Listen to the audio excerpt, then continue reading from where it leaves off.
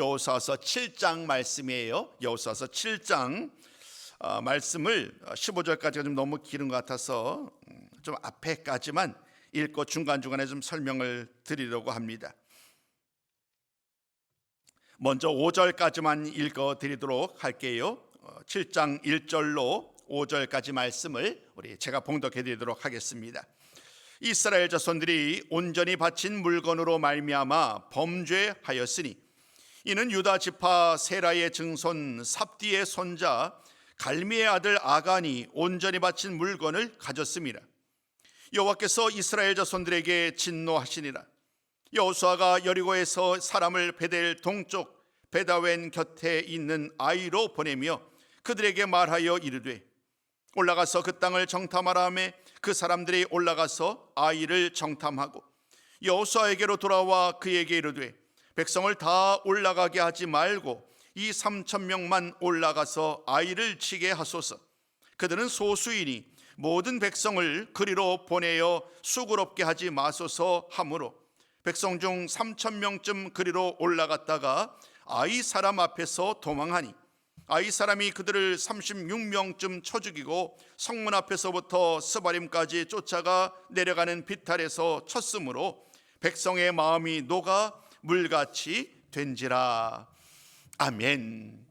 말씀을 5절까지만 읽어드렸습니다. 중간중간에 필요한 때는 다시 한번 말씀을 나누면서 여러분과 좀 말씀을 나누도록 하겠습니다. 지난 주일날 너무나 은혜롭게 다 찬양을 예배드렸는데 나중에 알았어요. 오셨던 그 간사님께서 아마 이렇게 볼륨을 조절하고 세팅하는 과정 속에서 외부로 이제 송출되는 음성이 송출이 안 됐더라고요. 그러니까 중간 정도에 갑작스레 송출이 끊겼어요. 사모님, 지금 혹시 좀 제가 고친다고 고쳤는데 혹시나도 오늘 방송이 좀 잘 나가고 있는지 좀 확인해 주시기 바라고요. 음성까지요. 예, 만약에 안 나가고 있으면 좀 카톡에다 좀 공지를 해 주셨으면 좋겠습니다. 사랑하는 성도들, 오늘 이제 수요 기도를 통해서 다시금 여러분들 만나 뵙게 돼서 얼마나 기쁘고 반가운지요. 오늘 우리는 아이성에 대한 이야기를 나눠요. 신앙생활 오래 하신 분들은 이 아이성에 대한 이야기를 어렵지 않게 아실 거예요. 그러나 오늘 우리가 주시는 이 말씀은 사실 아이성과 그리고 바로 지난주 살펴왔던 우리가 여리고성에 대한 이야기를 함께 나눠야 됩니다. 여리고성과 아이성은 다른 싸움이고 다른 장소이지만 하나님은 이 싸움을 통해서 동일한 질문을 하시는 거예요. 무엇이 우리에게 소중한가? 오늘 우리들에게 하나님의 은혜를 누리기 위해서 무엇이 필요한가를 하나님은 말씀하고 있는 거예요. 도움이 되고자 여러분들에게 좀 그림을 준비해 봤어요. 좀 화면에 좀 띄워주시겠습니까? 화면에 띄워주시면, 네, 화면을 좀 띄워주세요.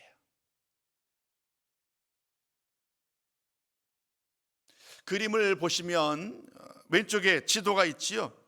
지도에서 맨 오른쪽을 보시면 되겠습니다.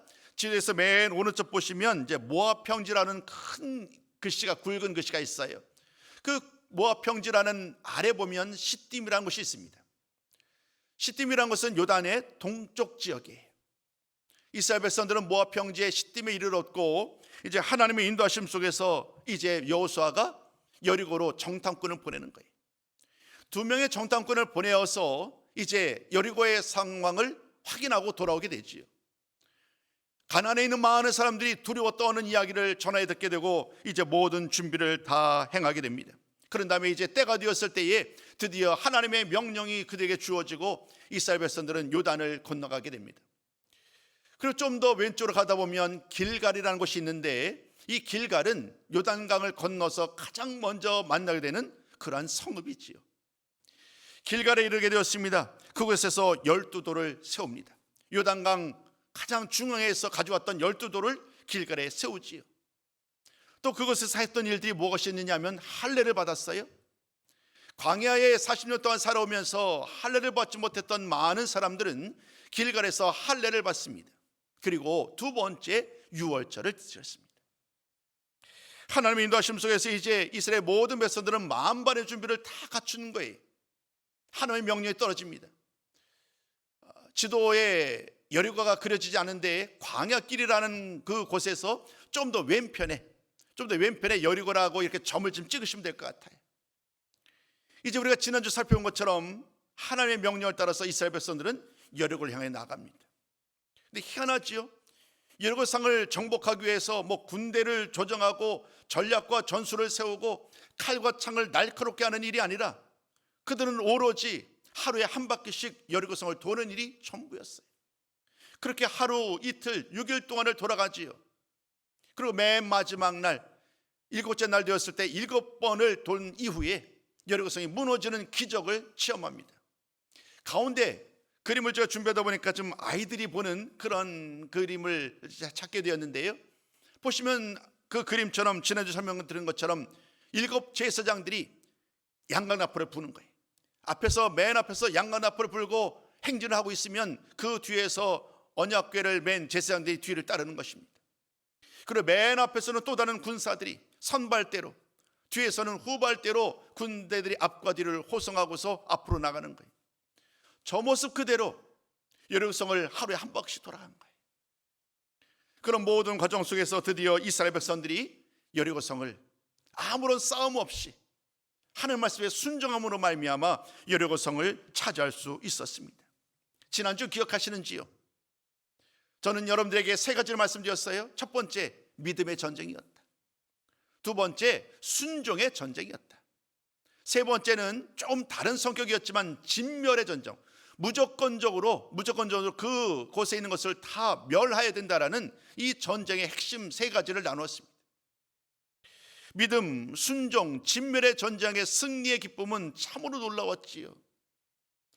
이스라엘 백성들이 믿음으로 순종한 결과 여리고성을 정복할 수 있었으니까요. 이 일로 말미암아 여호수아에 대한 소문은요 이제 온 땅에 가득 퍼집니다. 여호수아가 승리하였다, 여호수아가 이끄는 이스라엘 백성들이 또다시 승리했다라는 소식들이 가나안 땅에 다 또다시 퍼지게 됩니다. 이미 전에부터도 이스라엘 백성들의 이야기를 들어서 그들의 간담이 서늘했다라고 이미 정탐꾼을 통해서 들은 바 있는데, 이번 이 싸움으로 말미암아 이제 여리고 성뿐만 아니라 온 가나안 땅 사람들은 더욱더 두려움에 떨게 된 거예요. 여러분, 이런 상황 보면 이제 두려움은 끝나는 거예요. 이제는 걱정할 필요가 없는 거예요. 여리고성이 너무나도 아주 든든한 성이어서 완벽하게 닫혀 있어서 도저히 그 성을 허무는 것이 쉽지만은 않았을 터인데, 심지어 그 성을 무너뜨렸으니 이제 두려움은 사라지고 장애물도 사라지고 만 거예요. 그런 기대 속에서 오늘 우리가 7장 말씀을 바라보는데, 그런데 안타깝게도, 아니 놀랍게도 그러한 기대는 또다시 한순간에 무너져 내립니다. 왜냐하면 그토록 난공불락에 성처럼 보였던 여리고성을 무너뜨렸고, 가나안에 있는 모든 사람들이 이스라엘과 여호수아를 두려워하는 상황이 계속된다고 한다면 싸우나 마나 승리는 우리 것 아니겠어요? 그렇게 기대하며 나아갈 만 했었는데, 오늘 본문에서 만났던 이 이야기는 전혀 다른 결과를 초래하게 됩니다. 한마디로 전쟁에서 패배를 한 거예요. 그것도 여리고성에 비하여서 비교할 수 없는 아주 적은 수에 불과했던 그러한 성과의 전쟁 가운데 패배하고 맙니다. 여러분, 이스라엘 가운데 어떤 일이 있었을까? 우리 한번 그 질문을 던져보시자고요. 오늘 저녁 시간에 그 질문의 답을 찾아야 됩니다. 알고 있는 그 지식 가운데 또 숨겨진 의미는 무엇인가? 우리 한번 하나하나씩 좀 찾아보았으면 좋겠는데, 첫 번째 말씀은 이렇게 한번 붙여보았어요. 우리 한번 이 제목 같이 한번 읽어볼까요? 자, 시작. 지나친 낙관.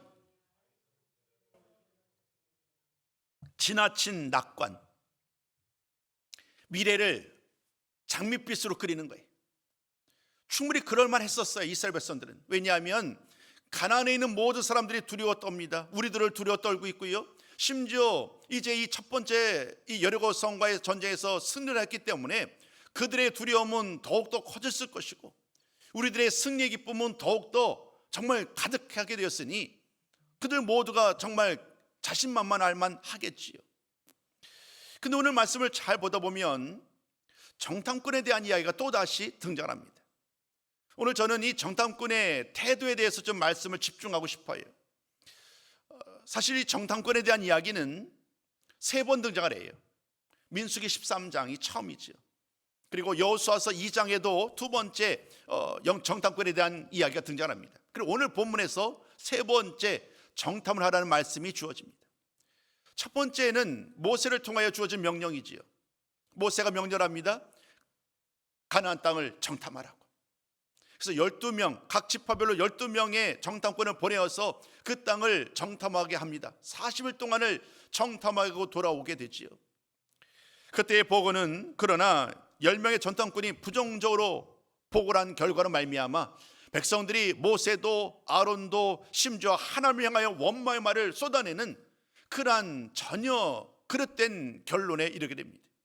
그리고 이러한 악평으로 말미암아 이스라엘 백성들은 결국 광야 방황이 시작된 거예요.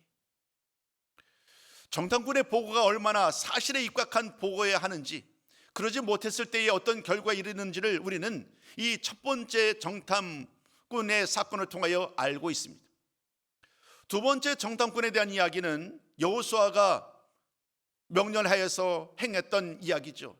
여호수아서 2장입니다. 이번에는 여리고로 2명의 정탐꾼을 보냅니다. 그곳에서 기생 라합을 만나지요. 그리고 기생 라합을 통하여서 지금 여리고 사람들이 이스라엘 백성들을 어떻게 생각하는지를 전하여 듣게 됩니다. 싸움을 하기 이전이지만 그들 모두가 이스라엘을 너무나도 두려워한다는 거예요.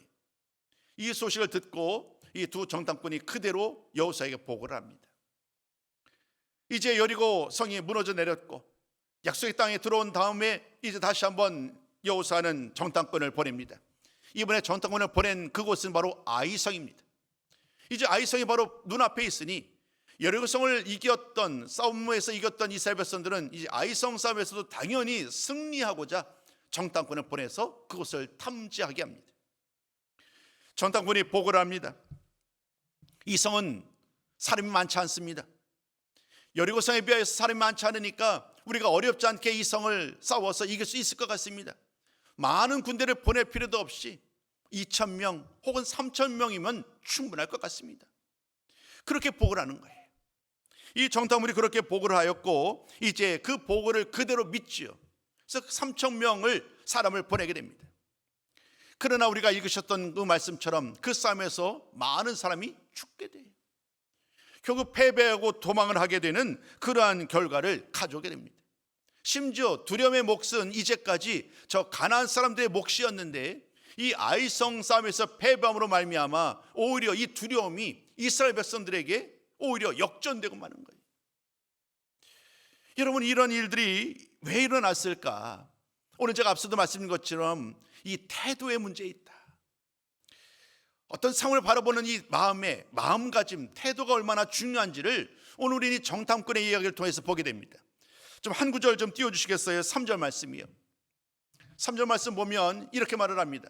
모든 백성을 그리로 보내어 수고롭게 하지 마소서. 이게 누구의 보고냐 하면 정탐꾼의 보고예요. 정탐꾼이 스스로 판단하는 거예요. 저 성은 크지도 않고 사람도 많지 않으니 우리가 이미 큰 성, 수많은 사람들이 일로 가득했던 그 성을 이겼던 우리들이 이 작은 성 정도 못 이기겠는가? 스스로 판단하는 거예요. 그래서 말을 합니다. 수고스럽게, 번거스럽게 많은 사람을 보낼 필요 있을까요? 그냥 2,000명, 3,000명 보내도 충분히 이길 수 있습니다. 이렇게 말을 하는 거예요. 그럼 여호수아는 당연히 그 말에 대해서 하나님 앞에 물어야 되겠지요. 하나님, 이 정도만 보내도 충분할까요? 그러나 말씀을 보면 그러한 하나님 앞에 간구도 없어요. 이겼다는 그 사실로 말미암아 마치 이긴 것이 자신들로 말미암아 우리가 승리를 가진 것처럼 생각했던 사람들의 생각과 이 마음가짐과 태도가 오늘 본문 말씀에 그대로 드러나요. 번거롭게 수고롭게 하지 마세요.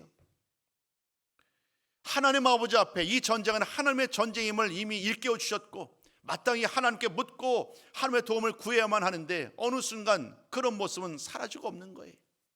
그저 인간의 생각이 앞서서 충분히 이길 수 있습니다 라고 판단하였고 그 결과를 가지고 나아갔었을 때에 결국 패배하고 만 것이지요. 아주 오래전 정탐꾼의 잘못된 보고로 말미암아 하나님께서 그들을 책망하시고 광야 방황이 시작되었을 때에 그들은 하나님의 말씀을 애써 외면한 채 우리가 싸울 수 있다, 가나안 사람과 싸워 승리할 수 있다라고 그들이 올라가잖아요. 하나님이 함께하지 않는데 그 결과 이미 패배를 보았던 것처럼 오늘 똑같은 일들이 이 말씀 속에서 또다시 반복되고 있습니다. 하나님 앞에 묻지 아니하고 스스로 판단 내리고 스스로의 생각과 스스로의 확신 가지고 나아가는 그들의 삶이, 아니 우리들의 삶이 얼마나 위험한가. 오늘 우리는 이 지나친 낙관 속에 살아가는 것이 얼마나 큰 위험으로 돌아올 수 있는지를 이 정탐꾼의 이야기를 통하여서 깨닫게 됩니다. 두 번째 말씀은 보다 근본적인 이유를 우리에게 보여줍니다. 여러분 잘 아시는 것처럼 사실 그 이유는 이 한 사람 때문이었습니다. 하나님은 이미 이 여리고와의 전쟁과 관련해서 말씀하셨거든요. 모든 것을 다 진멸하라고, 남겨두지 말라는 거예요. 모든 것을 다 온전히 하나님 앞에 바치라는 거예요. 개인이 사사로이 그것이 좋은 것이라고 해서 자신이 취해서는 안 되었었는데, 그 하나님의 명령을 따라서 마땅히 모든 사람들은 다 하나님께 돌려드려야 됐었는데, 그러나 오늘 1절과 나머지 이어지는 말씀을 통해서 보는 것처럼 안타깝게도 그 경고했던 일이 실제 일어나고 말았어요. 경고로 끝내야 돼요. 모든 사람들이 그 경고의 말을 듣고 잘 순종했다고 한다면 아무런 불상사가 일어나지 않았을 텐데, 오늘 우리가 아시는 것처럼 이스라엘 백성 중에 한 사람이 그만 욕심이 생긴 거지. 그가 하나님께 온전히 바친 물건을 몰래 자식 거로 취하게 됩니다. 그걸 몰래 숨겨놓는 거예요. 아직까지 양심은 있으니까 드러내놓을 수는 없고 몰래 숨겨놓은 거예요. 그 귀중품을 몰래 숨겨놓는 이러한 일들인데 자신만 알았다라고 생각했겠지요. 은밀하게 행했으니까, 아무도 모르게 한 일이니까 오로지 나만 아는 것이기에 아무런 문제도 없을 것이다 라고 말을 했지만, 그러나 하나님의 생각은 달랐어요. 하나님의 말씀 따라 모든 온 이스라엘 백성들이 그 말씀을 따라 순종해야 될 것만 이 한 사람의 범죄함으로 말미암아 하나님은 크게 진노하시는 거예요. 하나님은 크게 진노하셨고 이제 그 명령을 어겼던 결과로 말미암아 이제 그들 모두가 고통을 당하게 될 수밖에 없는 그러한 상황에 이르게 되었습니다. 아간이라는 이름의 사람이 이제 나중에 제비 뽑아서 등장하게 됩니다마는 결국 이 모든 일에 대한 불순종으로 말미암아 하나님은 진노하게 됩니다. 근데 한 가지 재미난 일이 있어요. 여러분, 불순종한 사람은 아간이에요. 아간. 근데 우리 한번 말씀 보실까요? 말씀을 보면 제가 좀 명확하게 구절을 우선 7장 1절 말씀 보면 이렇게 말을 합니다. 이스라엘 자손들이 온전히 바친 물건으로 말미암아 범죄하였으니. 사실 범죄한 사람은 아간이에요. 그렇죠? 근데 희한하게도 오늘 말씀은 이 범죄의 사실을 아간이나 한 사람에게만 국한시키지 않아요. 이스라엘 너희들이 범죄했다는 거예요. 하나님이 뭐라고 말씀하느냐면 아간이 범죄하였지만 아간 한 사람의 범죄가 아니라 이것은 이스라엘의 범죄라는 거예요. 제가 오늘 새벽에도 이 말씀 드렸던 것 같아요. 오늘 새벽에도. 어제 새벽이었나요? 우리들은 혼자 하나님과 나 사이에 1대1의 관계 속에서 믿음 생활하고 신앙생활을 하지만 그날 우리는 동시에 한 공동체에 속하였다. 그러니까 나 한 사람이 따로 있지 않다는 거예요. 나는 언제나 개인과 하나님과 만남을 갖고 개인과 교제함과 동시에 공동체로서 또다시 만나는 거예요. 예를 들면 이런 거죠. 나 허견이 하나님과의 신앙의 관계를 계속 유지하고 있지만 동시에 나는 발길치 전원교회에 속하여 있어요. 나의 행실과 나의 잘못은 나 한 사람만의 문제가 아닌 거예요. 결국 그 잘못과 그 죄악은 교회에도 영향을 미치는 거죠. 그렇기 때문에 하나님은 말씀하는 거예요. 아간의 죄악이, 아간의 범죄가 한 사람만의 문제가 아니었고, 그렇기 때문에 이것에 대한 책임을 이스라엘이 져야 된다는 거예요. 그 책임의 결과가 바로 오늘 우리가 본문에 나눴던 이 아이성과의 싸움에서 패배한 거예요. 공통의 책임을 물으시면서 왜 이런 일들이 일어나는지를 하나님은 지금 여호수아를 통하여 이스라엘 백성들에게 묻고 있습니다. 한 사람의 범죄에 대해서 알지 못했지만 그러나 그들 모두는 지금 무언가 잘못되었음을, 우리들이 무언가 하나님 아버지 앞에 잘못 행하였음을 그들은 고백하지 않을 수 없는 거예요. 한 사람의 불순종이 아이성 패배라는 엄청나게 큰 결과를 가져왔음에 오늘 우리는 긴장하게 된 거예요.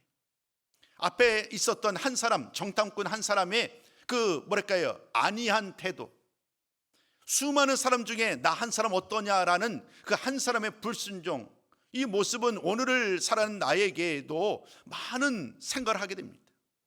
여러분, 나 한 사람, 오늘 내가 하나님 아버지 앞에 어떤 마음과 태도를 갖고 있느냐 정말 중요해요. 오늘 내가 하나님 아버지 앞에 더 진실하셨으면 좋겠어요. 더 하나님 앞에 온전하고 신실한 모습으로 우리 하나님 앞에 나가셨으면 좋겠어요.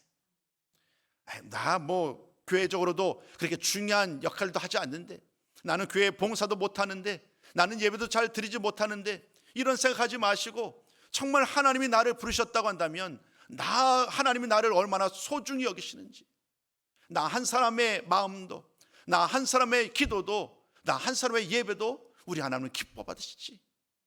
그렇게 하면서 언제나 신실한 마음으로, 진실한 마음으로 하나님께 나아가실 때에 하나님이 그를 어여삐 여기시고 그를 귀히 여기셔서 하나님이 우리 교회를, 우리 가정을, 또 우리 모든 각각의 구역들을, 셀들을 또 든든히 세워가실 줄로 믿습니다. 이것이 바로 5절까지의 말씀의 내용이에요. 6절부터 나머지 말씀들은 이제 하나님께서 이에 대한 죄를 아주 엄하게 처리하는 그런 이야기예요. 7장 6절 이하 아이성 패배에 대해서 여호수아가 지도자이니까요, 여러분, 지도자는 책임을 져야 되잖아요. 전쟁에서 패했어요. 전쟁에서 패했으니 무슨 할 말이 있겠어요, 지도자가. 하소연하고 탄식할 수밖에 없겠지요. 어떻게 이런 일이 일어났는지 도저히 이해할 수가 없는 거예요. 그래서 그는요, 옷을 찢습니다. 옷을 찢는 것은 하나님 아버지 앞에 나의 모든 죄를 자복하는 거예요. 옷을 찢고 하나님의 언약궤 앞에서 땅에 엎드립니다. 그리고 탄식하는 거예요. 하나님, 하나님 하면서 탄식하는데, 그 탄식하면서 우려하는 내용은 딱 두 가지예요. 두 가지 말씀을 여러 개 길게 설명하고 있는데 요약하면 두 가지예요. 첫 번째, 이제까지 우리 모두가 승리의 기쁨을 누려왔고 그 결과로 말미암아 가나안 족속들이 우리를 두려워하였는데, 이번이 아이성 싸움에서 패배함으로 말미암아 저들이 혹여나 우리들을 향하여서 자신감을 얻고 이제 우리들을 공격하지는 않겠느냐라는 그러한 생각이 첫 번째 간구의 제목이었어요.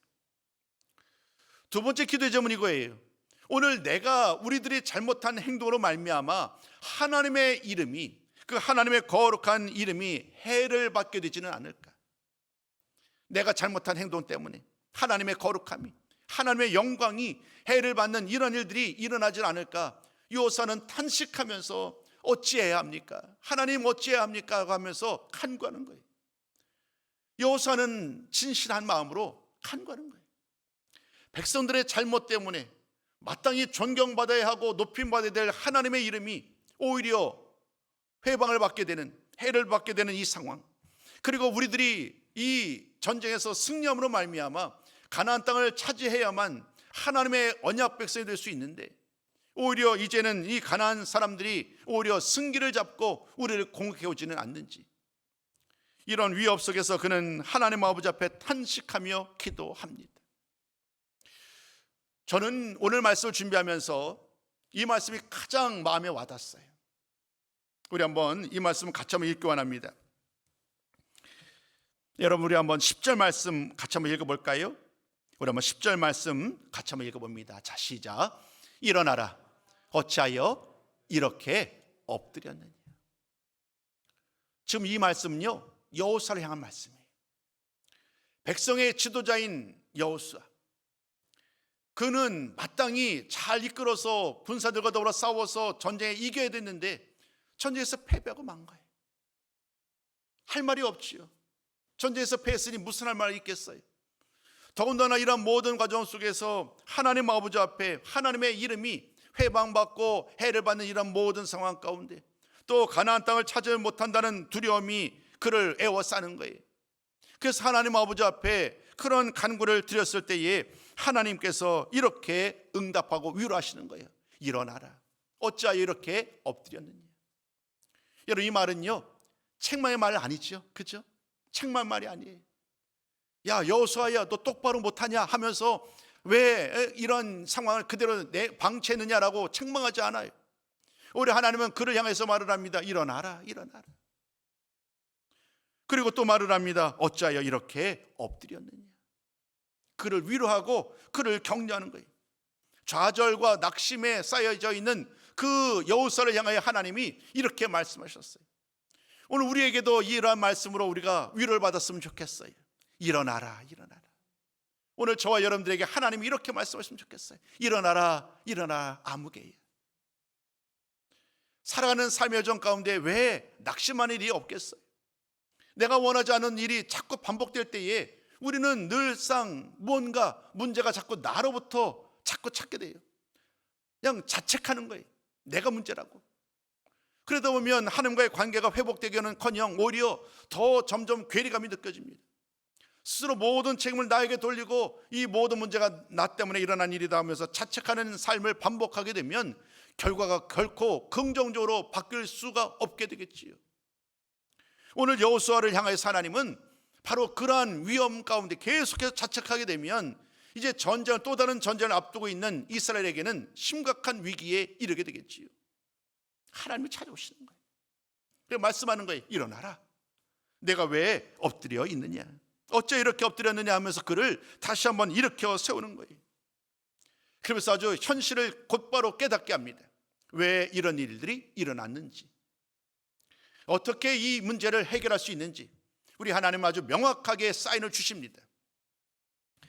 왜 이 일이 일어나느냐, 아이성에서 왜 패배하느냐, 그에 대한 말씀을 우리는 11절 말씀을 통하여 깨닫게 됩니다. 우리 한번 11절도 제가 준비해 봤는데요, 11절 말씀 한번 같이 한번 읽어봅니다. 자, 시작. 이스라엘이 범죄하여 내가 그들에게 명령한 나의 언약을 어겼으며 또한 그들이 온전히 바친 물건을 가져가고 도둑질하며 속이고 그것을 그들의 물건들 가운데에 두었느니라. 이게 문제의 원인인 거예요. 아이성과의 싸움에서 패배했던 그 근본 원인은 바로 여기에 있습니다. 하나님의 말씀을 따라 순종해야 됐는데 순종하지 못한 거예요. 누군가가 불순종하여서 도둑질을 한 거예요. 여호와 하나님께 온전히 바친 물건, 그건 하나님 거예요. 손을 대서는 안 돼요. 이미 하나님 그렇게 말씀하셨거든요. 손대지 말라. 근데 굳이 그 말씀을 어기고 그 중에 일부분을 손으로 훔쳐서 자기 집안에 몰래 숨겨놓게 된 그 사람이 있었던 거예요. 아직까지 누군지 모르죠. 이제서야 하나님께서 이제 문제의 원인을 알려주시니까요. 해결책까지 말씀하십니다. 이어지는 말씀을 계속 읽어보면 죄를 해결할 방법도 하나님은 알려주시는데 그 온전히 바친 물건을 그들에서 없애야 된다는 거예요. 그런 다음에 스스로를 거룩하게 해야 한다. 그래야만 이 위기에서 벗어날 수 있다라고 아주 명확하게 사인을 줍니다. 그 물건을 벗어버리고 버려버려야 되고 스스로를 정결하라는 이 말씀. 그리고 하나님이 이제 모든 백성을 다 불러 모읍니다. 제비를 뽑아서 과연 누가 이런 일들을 행하는지 하나하나 추적해가지고 12지파에서 유다지파가 뽑혔고 유다지파에서 또다시 뽑히고 들어가서 결국 마지막에 한 사람이 남지요. 바로 그 이름 아간입니다. 아간, 오늘 1절 말씀을 통해서 이미 알려진, 이미 정해졌던 그 이름이 이제 이러한 과정을 통해서 아간이 범죄했던 사실들을 다시 한번 확인하게 됩니다. 아간은 신문합니다. 아간이 실토하게 됩니다. 자신이 그것을 훔쳤고 지금 그것을 어디에 숨겨뒀다라고 다 실토를 하게 되지요.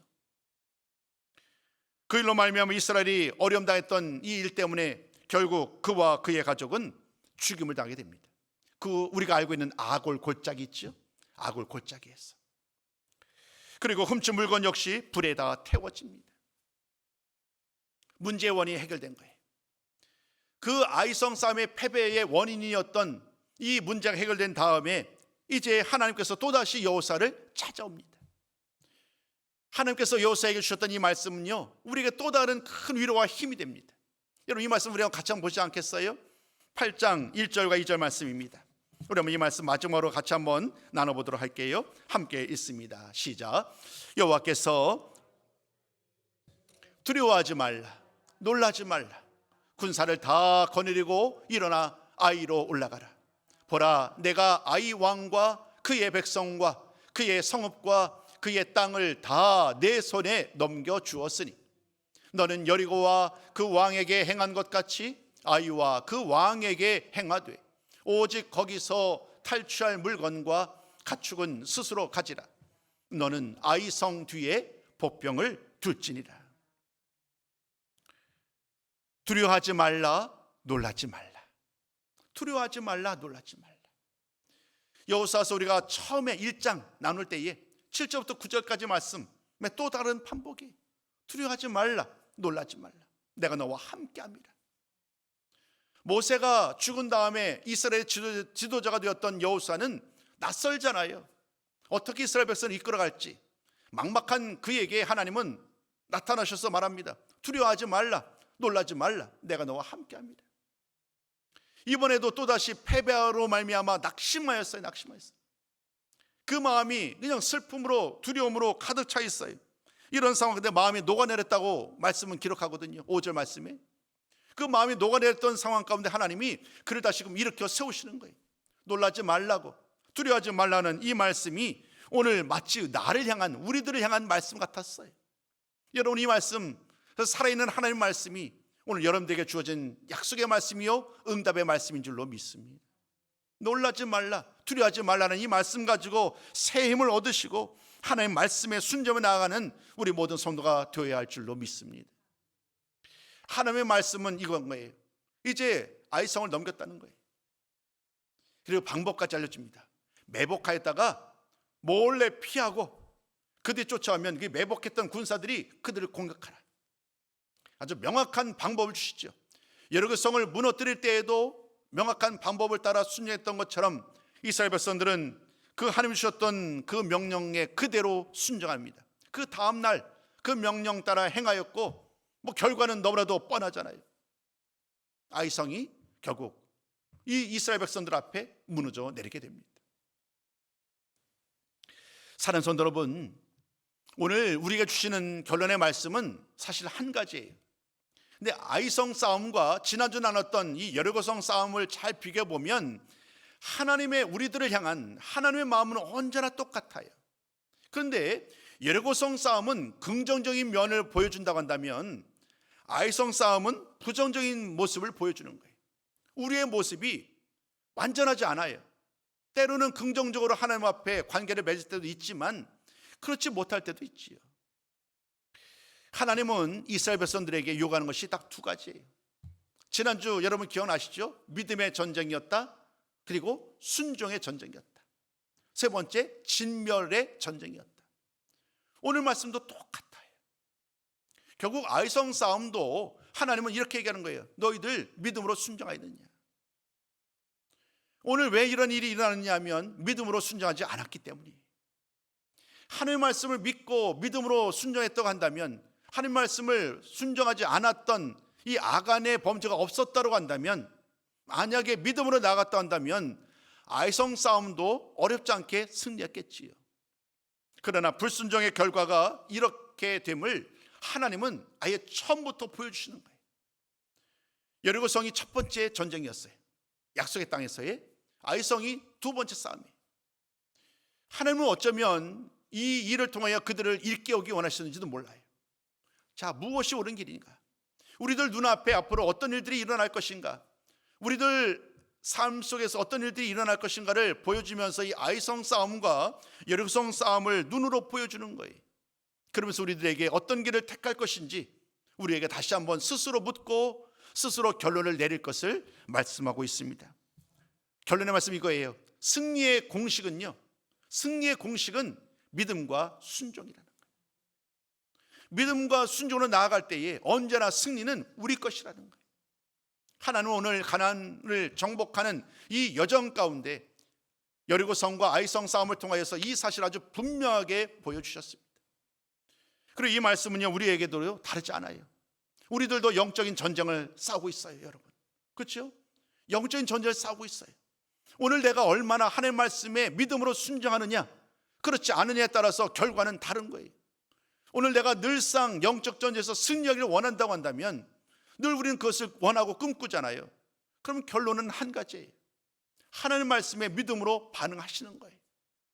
어떤 상황 가운데서도 늘 하나님 말씀에 순종하시는 거예요. 이것이 바로 우리를 승리로, 영적인 전쟁에서 승리하는 그런 복된 삶으로 우리를 인도하실 줄로 믿습니다. 오늘 여러분은 이 전쟁 가운데 어떠한 상황에 계신지요? 이 영적 전쟁에서 오늘 수세에 몰려 계신지요? 아니면 승리의 그 정말 마지막 순간에 와 있는지요? 그 모든 이것도 중요하지만 오늘 더 중요한 것은 이거예요. 그 자리에 오늘 하나님이 나와 함께 하시는가? 하나님이 나의 손을 붙잡고 하나님께서 내 앞서 싸우고 계시는가? 그 싸움은 백전백승일 거예요. 바라기는 오늘 이 말씀을 통하여 여리고성과 아이성 싸움의 이야기를 통하여 오늘 우리의 영적인 전쟁 가운데서도 하나님은 승리하기를 원하시는데, 바로 오늘 나에게 하나님의 말씀을 따라 믿음으로 순종함으로 살기를 원하시는구나.